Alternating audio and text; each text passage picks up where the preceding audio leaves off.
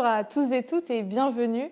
Je suis ravie d'être ce soir parmi vous pour vous présenter ce premier numéro de l'Entrevue. Donc, l'Entrevue, c'est un format initié par le groupe socialiste universitaire en partenariat avec la Chambre Noire, une association du CELSA, dans lequel nous aurons l'occasion d'échanger avec des responsables politiques et anciens responsables politiques autour des sujets qui font l'actualité.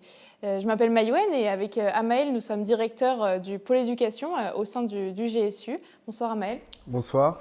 Bonsoir Maïwen. Bonsoir Madame Najat Vallaud-Belkacem. Honoré de votre présence ici au sein du bureau local du Parti socialiste du 12e arrondissement. Vous êtes une ancienne ministre de l'Éducation nationale, mais vous êtes aujourd'hui directrice de l'ONG ONE, qui a pour but de lutter contre l'extrême pauvreté en Afrique, mais également les maladies, de lutter contre les maladies évitables. Vous avez sorti un ouvrage tout récemment qui s'appelle Objectif 2030, un monde sans extrême pauvreté. Mais ce soir, nous allons principalement parler de l'éducation, car le titre de cette conférence s'intitule « Comment renforcer l'école républicaine ?» Alors, renforcer l'école républicaine face aux crises qu'elle traverse, une crise de la laïcité, comme on l'a vu récemment avec l'affaire Samuel Paty, des crises de conditions des professeurs, car nous le savons, la France fait partie des gens qui payent le moins ses professeurs avec l'Italie d'après l'OCDE. Une crise de l'ascenseur social, il y a un fort taux de déterminisme social en France, également d'après l'OCDE et d'après le classement PISA, et un renforcement face à la crise sanitaire. Alors comme vous le savez, le confinement, dû à la pandémie du Covid, nous a amené à repenser à court et moyen terme nos façons d'enseigner et d'apprendre. Le numérique joue aujourd'hui un rôle important en tant que ressource pédagogique, mais nous ne sommes pas tous égaux face à ces nouveaux modes de communication, que ce soit dans les moyens financiers ou les connaissances informatiques. Vous aviez annoncé dès septembre 2014 un plan important sur le numérique en investissant jusqu'à 1 milliard d'euros pour moderniser l'école. Aujourd'hui, il est pourtant remis en cause par des chercheurs et des pédagogues en regrettant que les enfants passent leur journée devant un écran. Cette réalité est accentuée par les 2 confinements que nous avons connus en 2020. Du coup, ma question, ce sera celle-ci. Quelle place pensez-vous que le numérique doit jouer dans la formation universitaire au moment de la crise du Covid ? Alors, il y a une chose avec laquelle on sera évidemment tous d'accord, c'est de dire qu'il est insupportable de passer 6 heures d'affilée devant un écran. Ça vaut d'ailleurs pour les étudiants qui sont aujourd'hui contraints, ça vaut pour leurs enseignants, ça vaut même pour les gens qui sont en activité, c'est mon cas, et qui sont en télétravail, et je passe beaucoup trop de temps en Zoom ou devant un écran. Et ne parlons même pas des enfants. Donc, on est tous d'accord que trop d'écran, c'est insupportable. En revanche, ce dont il était question avec le plan sur le numérique que vous avez évoqué, qui a été adopté en 2015, à l'époque j'étais ministre de l'Éducation, c'est d'autre chose. C'est autre chose. Ce dont il s'agit, c'est de prendre acte que nous vivons dans un monde dans lequel beaucoup de choses passent par le numérique et qu'il faut former à l'utilisation de ce numérique. Il faut former les enfants à ne pas devenir eux-mêmes des sujets du numérique, à ne pas se laisser eux-mêmes maîtriser par la machine en quelque sorte. La meilleure façon de ne pas être maîtrisé par la machine, c'est de comprendre comment la machine fonctionne. C'est de comprendre ce qu'est un algorithme, c'est de comprendre que au fond, ce n'est pas de la magie ce qui se passe dans un ordinateur, c'est parce qu'il y a eu des ingénieurs qui ont demandé à la machine d'aller dans tel ou tel sens. C'est ça qui vous permet par exemple à un moment donné de comprendre pourquoi est-ce que les publicités que vous recevez sur votre boîte internet sont systématiquement orientées dans le sens des recherches que vous avez fait un jour. C'est ça, c'est le mécanisme des algorithmes qui vous conduit à la fin à vivre dans une bulle par exemple, ce qui est très problématique, très dangereux. On vit tous dans des bulles où on n'a accès qu'à des informations qui confirment et confortent nos intuitions et nos présupposés, ce qui crée aussi toutes les tensions dans nos sociétés, la montée du populisme, les risques que court notre démocratie. Donc le numérique, en gros, pour résumer, qu'un élève est en âge de comprendre cela, c'est-à-dire sans doute pas en maternelle ou en CP, mais enfin à partir du moment où il commence à manier les chiffres, les mathématiques, à partir du moment où il commence à entendre les informations, il faut l'éveiller à ce qu'est le numérique, à ce que ça produit de positif, à ce dont il faut se méfier. Par exemple, ne pas laisser traîner ses données personnelles sur les réseaux sociaux ou sur des sites problématiques. Voilà. Et puis, deuxième chose, donc éduquer les enfants à ce qu'est le numérique. Et deuxième chose, utiliser le numérique pour ce qu'il est, c'est-à-dire un outil qui potentiellement peut aider à améliorer les apprentissages. Et ça, pour le coup, le numérique ne remplacera jamais un enseignant. C'est pour ça qu'il faut toujours avoir comme volonté, comme priorité d'avoir des enseignants en nombre formés dans les classes. En revanche, avoir un ordinateur, avoir une tablette qu'on utilise de temps en temps, pas toute la journée, dans la classe pour, par exemple, offrir aux élèves des exercices progressifs, c'est-à-dire adaptés au niveau de compréhension où chacun d'entre eux en est, plutôt que d'offrir exactement le même matériau à tout le monde alors que tout le monde n'est pas au même niveau, eh bien ça aide clairement à améliorer les apprentissages. Donc je pense qu'au fond, on aurait dû continuer dans cette voie-là qu'on avait en effet initiée en 2015, mettre des moyens publics conséquents, 1 milliard d'euros, acheter des équipements pour notamment les donner aux élèves pour qu'il n'y ait pas de nouvelle injustice sociale qui se crée entre ceux dont les familles peuvent payer des équipements et les autres. Former les enseignants à l'utilisation du numérique, car rien ne sert de mettre des outils si les enseignants ne savent pas les utiliser, alors ça n'est que du gadget. C'est tout ce que nous faisions. Et créer d'ailleurs, y compris des contenus pour ce numérique qui apporte quelque chose de plus que les manuels scolaires, avec des logiciels, des exercices particuliers, etc. À partir de 2017, tout cela, tout ce chantier qui était considérable, a été mis sous le tapis, comme souvent, parce qu'on a eu affaire à une nouvelle majorité, un nouveau ministre de l'Éducation, qui s'est fait comme spécialité de faire table rase du passé pour apparaître comme l'homme neuf, l'homme qui invente tout, et qui, au fond, renvoie tout ce qui a été fait avant lui aux oubliettes. C'est une erreur fondamentale, et on l'a vu avec la crise du Covid-19. Dès lors qu'il a fallu, du jour au lendemain, que les élèves retournent chez eux, confinement de mars, enseignement à distance, sans avoir pu le préparer longtemps à l'avance, eh bien là, vous avez eu un nombre considérable d'élèves dont on s'est rendu compte qu'ils n'avaient pas d'équipement. Ben oui, si on les avait équipés, on aurait été dans une autre situation. Un nombre considérable d'enseignants dont on s'est rendu compte qu'ils ne savaient pas en fait utiliser les outils, Pronote, etc., qu'on attendait d'eux qu'ils utilisent à distance. Ouais, si on avait continué à les former, on aurait été dans une autre situation, etc., etc. Donc en réalité, moi, je suis toujours convaincue que, 1, le numérique ne remplace pas un enseignant. 2, le numérique peut être d'une aide précieuse pour un enseignant, améliorer les apprentissages de ses élèves. 3, qu'on le veuille ou non, nos élèves, notre jeune génération vit dans un monde qui est en immense partie numérisé, qui passe en immense partie par le numérique. Ils ne peuvent pas se permettre de ne pas savoir comment l'utiliser. Toujours dans cette crise du Covid, on a vu que les étudiants étaient particulièrement touchés, les étudiants post-bac.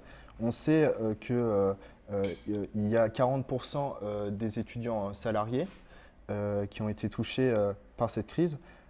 Les réponses apportées par le gouvernement pour ces étudiants précisément, pour vous, sont-elles suffisantes pour les étudiants salariés ? Non, bien sûr que non, honnêtement. D'abord, il y a quand même une chose qui est vraiment frappante, c'est que dès le jour où on a annoncé le confinement du mois de mars, de mémoire ça devait être le vendredi 13 mars, quelque chose comme ça, dès le jour où on a annoncé ce confinement, on aurait dû penser à la situation des étudiants. On aurait dû penser à la situation des étudiants. Pourquoi ? Ça ne veut pas dire qu'il faut oublier la situation des autres, mais je veux dire, dans la série des populations particulièrement vulnérables, c'est évident qu'il y avait des étudiants. Parce que beaucoup d'étudiants vivent dans des chambres universitaires de 7, 8, 9 mètres carrés. Qu'est-ce qu'on en fait de cela ? Beaucoup d'étudiants n'avaient pas la possibilité de rejoindre des parents qui, eux, habitaient dans une maison de campagne et de passer sympathiquement ce confinement. On les a totalement zappés dans les résidences Crous pendant un temps infini, des semaines et des semaines, voire des mois. Je n'ai pas entendu la ministre de l'Enseignement supérieur parler d'eux. La seule mesure, si mes souvenirs sont bons, qui a été adoptée par la ministre de l'Enseignement supérieur à ce moment-là, je parle du mois de mars à peu près, c'est de dire, on va suspendre la condition d'assiduité pour le versement des bourses. Vous savez que les étudiants boursiers, en fait, pour que le versement se fasse, il faut quand même qu'ils établissent, qu'ils assistent de façon assidue à leurs cours. Ouais, merci, fort heureusement, puisqu'il y a peu de cours. Non, mais j'ai trouvé que c'était juste hallucinant. D'ailleurs, entre parenthèses, je trouve ça affligeant comme la plupart des observateurs sont indulgents avec ce gouvernement, et indulgents en particulier avec les ministres de l'Éducation et de l'Enseignement supérieur. C'est invraisemblable, je veux dire, le nombre de boulettes, d'erreurs, d'injonctions paradoxales, d'improvisations qui ont été faites par ces deux-là. Normalement, ça aurait dû conduire à les décrédibiliser totalement aux yeux de n'importe quel observateur. Mais je poursuis. Donc à part cette mesure ridicule, qui de toute façon avait déjà été adoptée par les universités, les présidents d'université ne sont pas des idiots, heureusement, la ministre de l'Enseignement supérieur, aux abonnés absents, pendant des mois et des mois. Il a fallu attendre qu'il y ait des reportages à la télévision sur les files qui s'allongeaient devant l'aide alimentaire et qu'on se rende compte que, oh mon Dieu, mais en fait, il y a beaucoup d'étudiants. Pendant le premier confinement dont je parle, à Lyon, vous avez eu 4000 étudiants supplémentaires qui se sont présentés devant les épiceries sociales et solidaires. Il a fallu qu'on voit ce genre de choses pour que là, le gouvernement commence à dire « Oh là là, oui, d'accord, il faudrait peut-être qu'on trouve un petit peu quelque chose à faire ». À ce moment-là, les oppositions, et notamment l'opposition socialiste, l'opposition de gauche, font des propositions. Au moment où le grand plan de relance économique est adopté par le gouvernement, le plan de 100 milliards d'euros, l'opposition socialiste dit il faut qu'il y ait quelque chose, notamment sur les étudiants. Une des propositions a été le RSA jeune. Absolument, l'une des propositions a été le RSA jeune, ouvert aux moins de 25 ans, ce qui n'est pas le cas aujourd'hui. Et de façon incompréhensible, le gouvernement refuse. Et alors que honnêtement, je veux dire, quand on dépense quoi qu'il en coûte pour l'économie, ce que je comprends et ce que j'approuve, il faut dépenser quoi qu'il en coûte pour l'économie. Pourquoi résister sur une mesure comme celle-là, si ce n'est par idéologie? Et en effet, ça apparaît très vite, l'idéologie en question, c'est les propos notamment d'Emmanuel Macron sur oui, mais il ne faudrait pas non plus, de Bruno Le Maire, sur il ne faudrait quand même pas désinciter non plus ces jeunes à chercher un travail. Parce que vous pensez sincèrement qu'en donnant 300 € ou 400 € à quelqu'un, vous le désincitez à chercher un travail. C'est une méconnaissance de la situation dans laquelle sont les 700 000 jeunes, parce que c'est quand même une classe d'âge tout entière qui arrive sur le marché du travail pour son premier emploi, 700 000 jeunes, dans une situation et un marché du travail complètement dégradé, et c'est absolument désespérant. Et je précise juste une chose, c'est là que franchement c'est bien d'avoir de la mémoire, et c'est bien de temps en temps, merci à vous, d'interroger les anciens en quelque sorte, ceux qui ont exercé des responsabilités. Lorsque j'étais ministre, j'avais créé un dispositif, vous vous en souvenez peut-être, qui s'appelait l'aide à la recherche du premier emploi. On n'était pas dans la crise du Covid-19. C'était quoi mon idée à l'époque? C'était de dire, mais vous voyez, quand vous prenez ces étudiants qui sont boursiers, ils finissent leurs études, ils se présentent sur le marché du travail, ils ne vont pas le trouver tout de suite, leur travail, parce qu'on sait qu'en moyenne, ça prend 6 à 8 mois de trouver son premier emploi. Quand vous êtes étudiant boursier, sitôt arrêtez vos études, votre bourse s'arrête. Que se passe-t-il pendant ces 6 à 8 mois? Et j'avais dit, en fait, il faut qu'on crée un mécanisme nouveau qui fait que la bourse continue avec vous tant que vous n'avez pas trouvé votre premier emploi. On l'avait créé, ça s'appelait l'aide à la recherche du premier emploi, l'ARP. Et elle était d'un montant, en gros, si mes souvenirs sont bons, c'était 400 € par mois. C'était pas énorme, hein, mais bon, c'était quelque chose qui permettait quand même de ne pas devoir rendre son appart immédiatement, etc. Sitôt que ce gouvernement est arrivé aux responsabilités, il a supprimé cette aide. Il l'a supprimée. Je ne comprends pas pourquoi. Je ne m'en suis même pas aperçue pour une raison simple, c'est que ça n'a été communiqué nulle part. Je ne m'en suis aperçue qu'1 an et demi plus tard, parce que quelqu'un, au hasard, m'en a parlé. Et j'ai fait mes recherches et je me suis rendu compte que ça n'avait fait l'objet d'aucune publicité. Et en fait, c'est tellement facile de faire ce genre de choses, parce qu'évidemment, comme c'était une aide nouvelle, elle n'était pas suffisamment encore connue dans les esprits, etc.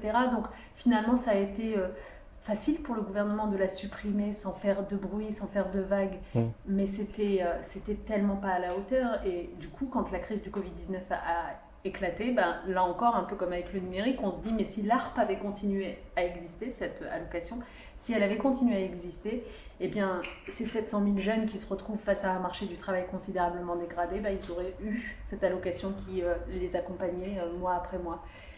Donc je pense qu'en fait, gouverner, c'est quand même prévoir, quoi. On ne pouvait pas prévoir la crise du Covid-19, je suis d'accord. Par contre, on peut toujours se dire, les jeunes, ils vont être confrontés à des difficultés, il faut que je les entoure le mieux possible. Alors, je vous propose qu'on puisse évoquer dans un second temps les difficultés de l'école. Et à ce propos, je voulais revenir sur votre ouvrage « La société des vulnérables », que vous avez écrit avec Sandra Logier. Et vous évoquez dans cet ouvrage la situation de ces femmes hôtesses de caisse, soignantes, qui sont en première ligne face à la crise du Covid-19 et à toutes les conséquences que ça a pu avoir. Est-ce que vous considérez que les professeurs et les enseignantes font partie de ce que vous nommez ces caretakers, dont vous soulignez par ailleurs le manque de reconnaissance de l'État et des institutions de manière plus globale à leur égard? Oui, absolument, absolument. Les enseignants font partie des caretakers. Peut-être que par rapport à d'autres caretakers, entre guillemets, les enseignants, comme les soignants d'ailleurs, bénéficient au moins d'une forme de noblesse dans l'opinion publique, dans le sens où les gens leur savent gré quand même, leur sont reconnaissants. Globalement, on a conscience qu'un enseignant c'est formidable, un soignant c'est formidable. On n'a pas conscience qu'une caissière c'est formidable. On n'a pas conscience qu'une femme de ménage c'est formidable, qu'un livreur c'est formidable. Et en fait, ce dont il est question dans ce livre avec Sandra Logier, c'est justement de reprendre tout ce peuple un peu de l'ombre qui permet finalement que la vie continue, la vie au sens biologique, les soignants qui nous permettent de donner naissance ou de ne pas mourir, la vie au sens social, tous ceux qui permettent de faire du lien entre nous, qu'on continue à s'approvisionner, etc. Donc ce peuple qui nous permet de vivre, eh bien, il s'agit maintenant de le reconnaître autrement. Et pas simplement dans une forme, oui, en effet, de reconnaissance de la noblesse, du dévouement, du sacrifice, etc., mais dans une forme de reconnaissance matérielle, réelle, pécuniaire, d'une rémunération à la hauteur du service qui est rendu. Donc, ça passe par la nécessité de revoir la hiérarchie des utilités sociales des uns et des autres, et qu'est-ce qu'on décide de payer mieux dans notre société, et au détriment de qui Parce que par définition, la question qui se pose, c'est aussi qui on décide de payer un peu moins, parce que c'est peut-être pas logique. Et c'est vrai que c'est peut-être pas logique qu'un certain nombre de grands patrons soient payés 400 fois le salaire de leur employé, de leur caissière, par exemple. Et concrètement, au sein de l'éducation nationale, quelle est vraiment cette hiérarchie qu'il faudrait changer? Comment revaloriser le travail des enseignantes et des professeurs? Au sein de l'éducation nationale, en fait, comme ancienne ministre, je vais vous dire, ça se résume assez simplement.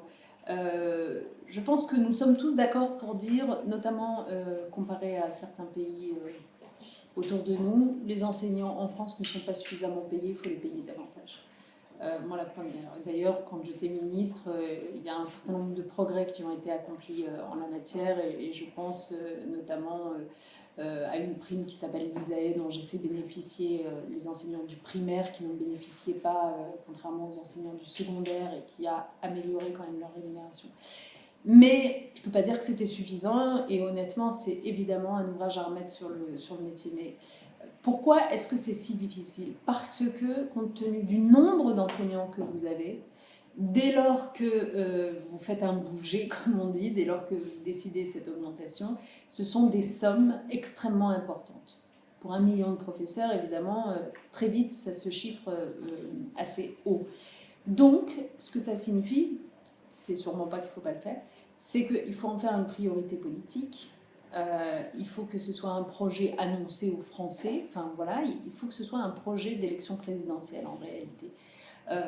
Que de vouloir, de façon assumée, revaloriser les rémunérations des enseignants.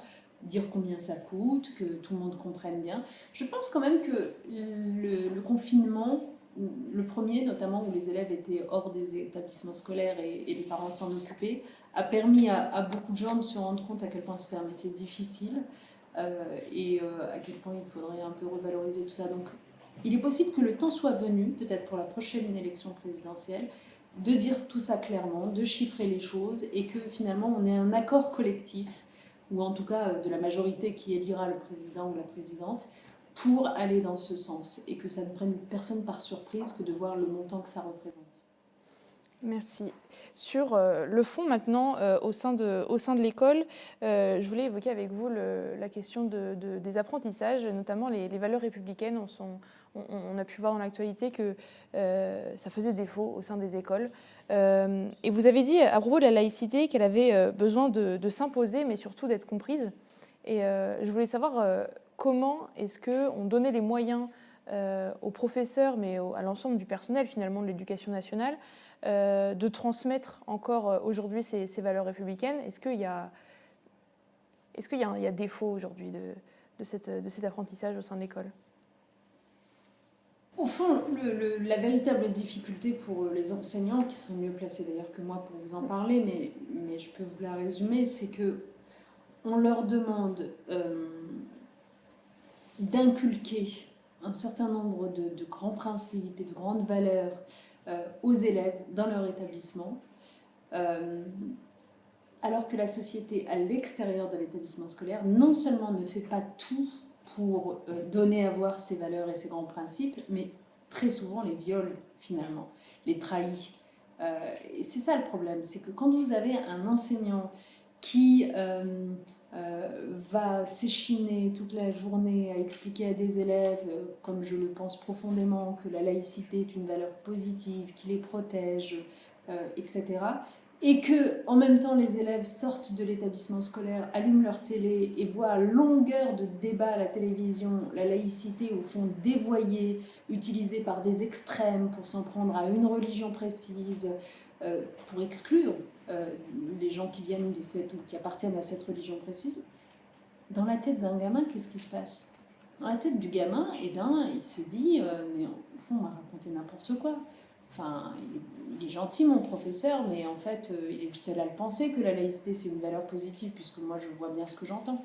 De la même façon, lorsque vous avez dans les établissements scolaires des discours qui sont tenus à juste titre, et heureusement, sur liberté, égalité, fraternité, nos grands principes, d'ailleurs c'est écrit au fronton des écoles, et que dès que le gamin sort de l'école et qu'il vit dans un quartier ségrégué où il n'y a aucune mixité sociale, où il voit ses grands frères qui ont eu beau avoir fait des études et qui n'ont pas de job, etc., et qui voient la discrimination en acte, elle est où liberté, égalité, fraternité ? Donc c'est ce gap entre ce qui est enseigné à l'école, s'agissant des principes et des valeurs républicaines, et la réalité, le vécu à l'extérieur de l'école, qui est mortifère. C'est pas seulement problématique, c'est mortifère.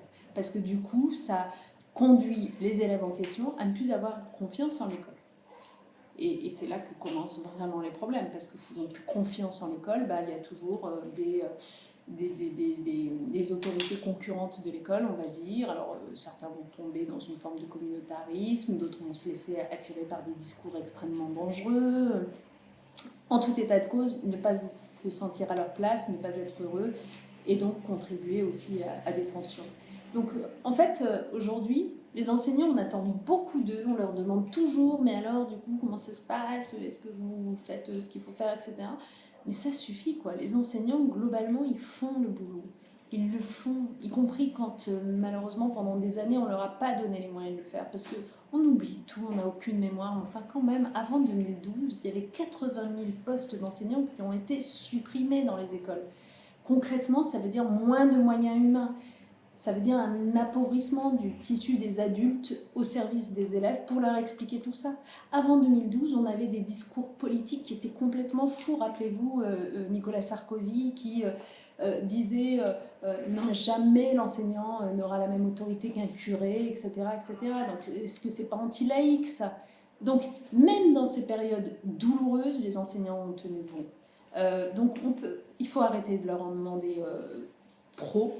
Et il faut se rendre compte que c'est à notre tour, nous qui entourons l'école de l'extérieur, c'est-à-dire les pouvoirs publics, les collectivités locales, les parents, les associations, les observateurs, les commentateurs à la télé et à la radio, de faire notre part du job. Et notre part du job, c'est de nous mettre en cohérence avec les valeurs et les principes qu'on attend d'eux qu'ils inculquent à nos enfants. Et comment justement vous parlez du rôle de la société de manière générale plus haut en fait que seule l'école républicaine, parce que je pense qu'on a tous un rôle, comme vous le dites, dans cet apprentissage de la citoyenneté. Comment on arrive justement à émanciper des individus dès le plus jeune âge? Philippe Mérieux, un pédagogue qu'on a eu l'occasion de recevoir au sein du pôle éducation, parle à ce propos de faire société et non de vivre ensemble, parce qu'on parle beaucoup de vivre ensemble dans les programmes de l'éducation nationale. Est-ce qu'il ne faudrait pas plutôt justement faire société? Alors, je suis assez d'accord avec lui, franchement. C'est pas exactement les termes que j'emploie, mais c'est pas grave, ça se rejoint beaucoup. C'est-à-dire que moi, je préfère vraiment la notion de faire ensemble plutôt que vivre ensemble. Parce que finalement, vivre ensemble, au-delà du fait que ça a été beaucoup caricaturé par les gens qui n'aimaient pas cette expression et qu'au bout d'un moment, en fait, c'est une expression qui s'est affaiblie, c'est un peu une expression passive, vivre ensemble, voilà, comme on est apposés les uns à côté des autres. Non, en fait, ce qu'il faut là, c'est qu'on fasse ensemble. Et en fait, faire ensemble, c'est ça qui créera du commun. Mais il faut donner envie aussi aux gens de faire ensemble. Donc il faut arrêter de les monter les uns contre les autres, par exemple. Il faut montrer que, par exemple, pour rester à l'école, oui, chaque enfant est éducable. Moi, je suis désolée, mais beaucoup des discours que j'ai entendus quand j'étais ministre venant de mes détracteurs, grosso modo, étaient nourris de l'idée que tous les enfants ne sont pas éducables, qu'il y avait des enfants qui étaient de toute façon irrattrapables, nanana, et ceux des plus jeunes âges. Donc, non, moi, c'est absolument pas ma perception. Donc, pour parler d'émancipation, puisque c'était votre question, je pense que le devoir impérieux des responsables politiques, c'est de veiller justement à l'émancipation des hommes, des femmes de ce pays. Et que cette émancipation, elle passe à 80% par l'éducation, et qu'on ne peut pas y arriver si on ne prend pas tous les enfants pour des êtres éducables, pour des êtres qu'on peut tirer vers le haut, pour des êtres qui méritent autant d'attention les uns que les autres. Et donc ce qui ne va pas avec notre système scolaire, les dysfonctionnements profonds auxquels il faut remédier absolument, c'est vraiment cette inégalité quand on consacre beaucoup plus de temps et d'attention à certains élèves au détriment des autres. C'est ça qui crée le décrochage scolaire, c'est ça qui permet de ne pas le rattraper, alors que le décrochage scolaire, ça se rattrape. Donc en tout cas, je suis d'accord avec Philippe Mérieux, je pense que faire ensemble, c'est notamment finalement ouvrir les yeux de tous sur le fait que de toute façon, on a cette société en partage, on a ce monde en partage, on est embarqué dans le même bateau, et donc il faut se considérer avec attention et avec respect. On le voit historiquement dans le passé de la gauche, mais également ici ce soir, les questions d'éducation sont des priorités à gauche. Pour vous, quelle doit être la mesure ou les mesures fortes que la gauche doit défendre au sujet de l'école ? La gauche a quand même vraiment fait pas mal de choses. Elle a beaucoup fait, je le disais tout à l'heure, en termes de création de postes. C'est-à-dire que remettre des moyens humains à l'école, 60 000 postes créés dans le dernier quinquennat qui a été le nôtre, c'est quelque chose de considérable. Et la première chose à faire, la prochaine fois que nous serons au pouvoir, c'est de poursuivre cette logique dans l'enseignement supérieur. Parce qu'au fond, peut-être que la dernière fois, nous nous sommes beaucoup concentrés, notamment sur le primaire, un peu sur le secondaire, et peut-être qu'il aurait fallu, mais on ne pouvait pas tout faire en même temps, il faudra donc à l'avenir le faire aussi pour l'enseignement supérieur. Et je pense qu'il y a des investissements considérables qui sont requis par l'enseignement supérieur pour créer de nouvelles universités, pour mettre davantage d'enseignants devant les étudiants et mieux les accompagner, notamment la première année où on sait que le taux d'échec est quand même assez élevé, mais c'est précisément parce que c'est des étudiants qui ne sont pas habitués au mode d'être de l'université et qu'il faut les prendre davantage en petits groupes, par exemple. Donc il faut des moyens. Donc la question des moyens reste fondamentale, à la fois en termes de quantité d'adultes formés et en termes de rémunération de ces enseignants et de ces personnels. Et donc, c'est ce que je disais tout à l'heure, je pense qu'à la prochaine élection présidentielle, il faut venir avec un programme assumé sur le sujet de la rémunération des enseignants. Deuxièmement, je pense que la gauche doit poursuivre vraiment loin sur cette idée que le principal dysfonctionnement de notre système scolaire, c'est ces inégalités.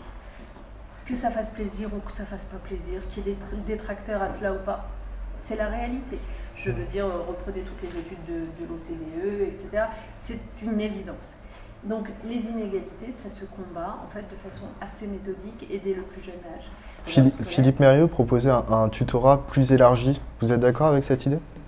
Oui, Philippe Mérieux a raison sur le sujet. C'est-à-dire qu'au fond, l'une des bonnes façons de lutter contre les inégalités scolaires, c'est de prendre une classe lambda et de se dire qu'est-ce qui fait que dans cette classe, il y a des élèves pour lesquels tout est fluide, les connaissances que je leur inculque, qu'ils arrivent à leur donner du sens dans leur environnement, ils arrivent à faire le lien entre différentes matières, ils arrivent y compris à avoir une forme de culture générale et à savoir des choses que moi, professeur, je ne leur ai pas transmis en direct.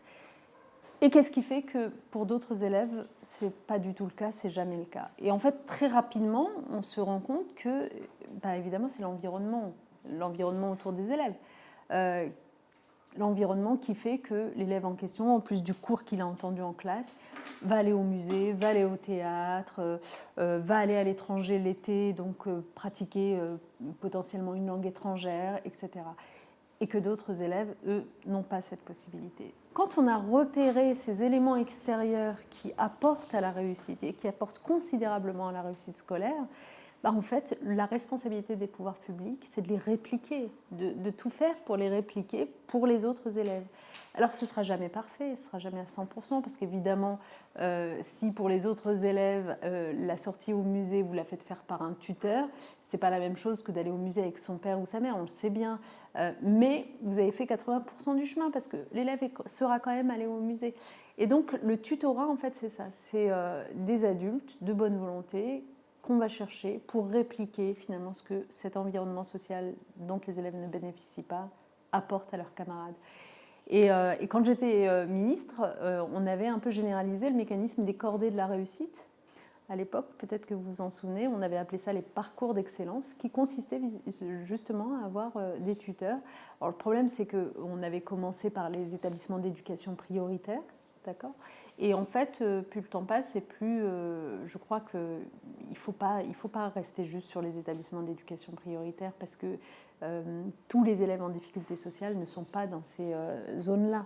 Il y a énormément d'élèves en difficulté sociale qui sont dans des établissements, des collèges, des lycées de zones non éducation prioritaire. Il faut arrêter de les oublier. Et donc, toutes ces mesures qui ne s'adressent qu'à l'éducation prioritaire, je trouve que ça un peu dommage. Ça ne veut pas dire qu'il ne faut pas donner plus de moyens à l'éducation prioritaire, il faut, mais ce type de mesures un peu novatrices et intelligentes, il ne faut pas hésiter à les élargir.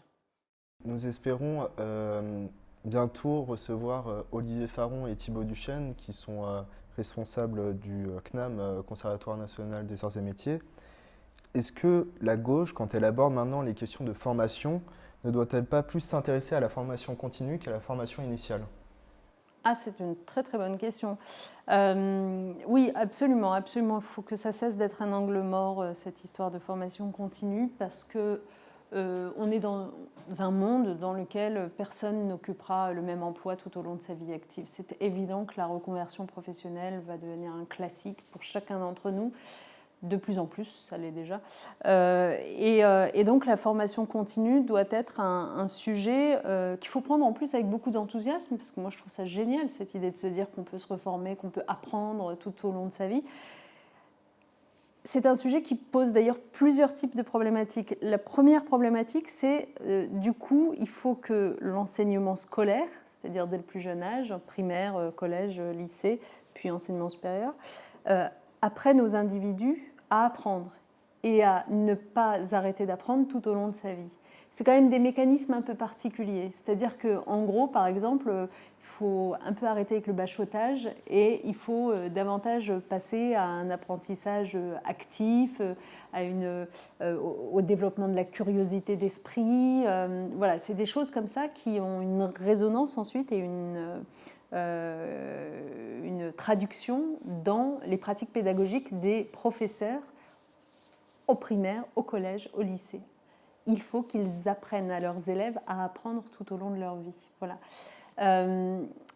Donc, ça peut changer un peu la pratique pédagogique. Deuxièmement, si la formation continue devient un enjeu d'une telle importance, on ne peut pas la laisser juste entre les mains de boîtes privées. Il faut absolument que l'université française s'en saisisse davantage, d'autant que l'université a énormément de choses évidemment à apprendre. Enfin, c'est quand même... Précisément, l'université, c'est un bouillon de culture incroyable parce qu'on y trouve à la fois des enseignants et des chercheurs. Donc, par exemple, cet esprit un peu critique que j'évoquais tout à l'heure, cette curiosité permanente, cet esprit d'investigation, finalement, à l'université, on sait le transmettre encore plus qu'ailleurs et beaucoup plus que dans une entreprise privée qui va se spécialiser dans la formation continue. Donc ça veut dire que les pouvoirs publics doivent investir aussi dans l'université pour qu'elle puisse proposer ça. Et puis enfin, la troisième chose hyper intéressante que je vois, c'est que en fait, dès lors qu'on se familiarise avec la formation continue, je vois plein de champs dans lesquels elle peut s'exercer. C'est-à-dire, c'est pas seulement formation continue pour apprendre à devenir plombier ou architecte, c'est pas seulement le champ professionnel, c'est aussi formation continue pour accéder à plus de développement personnel, de bien-être personnel, c'est formation continue pour les jeunes parents qui savent pas comment s'occuper de leur enfant et qui enfin vont accéder à une forme d'école des parents dont on rêve depuis une éternité, nous, les gens de gauche, mais qui n'a jamais vraiment existé, vous voyez, etc., etc. Et moi, je trouve franchement que c'est un très, très beau projet pour l'avenir et c'est sans doute, finalement, une nouvelle déclinaison de l'émancipation dont on parlait tout à l'heure. Jusqu'à présent, on a toujours un peu pensé l'émancipation comme devant s'adresser aux plus jeunes, on émancipe les plus jeunes. En fait, les adultes d'aujourd'hui aussi, il faut les émanciper. Il faut les émanciper notamment de la machine et du numérique qui les enferme dans des bulles pour faire le lien avec votre première question. Merci. On a une dernière question pour vous qui fera guise de conclusion. Très simplement, quel doit être pour vous le projet pour l'école d'un ministre de gauche à ce sujet? Jean-Pierre Chevènement, dans une interview en novembre dernier, disait « Il faut mettre l'accent sur l'éducatif, la prévention et la citoyenneté, mais aussi l'éducation civique, soit tout ce qui permet de faire tenir ensemble une société. » Bon, moi, je dirais les choses un peu plus simplement, c'est-à-dire qu'en fait, l'école, elle est là à la fois pour émanciper, on l'a dit tout à l'heure, c'est-à-dire sortir les individus de leurs conditions de base, d'accord, leur permettre de rêver à plus, élever les aspirations de ces individus et, dans la mesure du possible, les aider à atteindre ces aspirations. Tout le monde n'aura pas les mêmes aspirations, tout le monde n'aura pas les mêmes ambitions, tout le monde n'a pas envie d'exercer les mêmes métiers ou d'appartenir à la même catégorie socio-professionnelle ou sociale. Il n'y a pas une réussite, il y a des réussites. Mais ce qui importe, c'est que tout individu, parce qu'il est passé par les bancs de l'école, puisse se dire à un moment donné, ça m'a aidé à me dépasser et à me rapprocher de mon idéal et de ce que je veux faire. Pour ce faire, il faut évidemment présenter assez vite à ces petits individus en question tout le panel des possibilités. Il faut en finir avec cette forme de ségrégation scolaire qui fait que certains élèves sont dans des établissements scolaires où ils n'entendent jamais parler de certains métiers puisqu'ils ne sont entourés que de parents chômeurs. Il faut en finir avec cette ségrégation qui fait que l'enseignement professionnel, quoi qu'on en dise encore aujourd'hui, est regardé un peu avec condescendance. Il faut en finir avec la ségrégation en fait. Il faut vraiment se dire, j'ouvre les horizons pour tous les enfants de France, parce que tous les enfants de France sont éducables, parce que tous les enfants de France méritent d'être tirés vers le haut. Je pense que c'est ça le cœur du projet d'un ministre de l'Éducation de gauche, c'est de s'intéresser vraiment à tous les enfants, pas à quelques-uns. Eh bien, merci beaucoup Najat Vallaud-Belkacem d'avoir été parmi nous ce soir et merci à vous tous et toutes de nous avoir regardés. On se retrouve très vite pour les prochains épisodes de l'entrevue. N'hésitez pas à vous abonner à la chaîne YouTube du GSU et à activer la cloche pour suivre les notifications.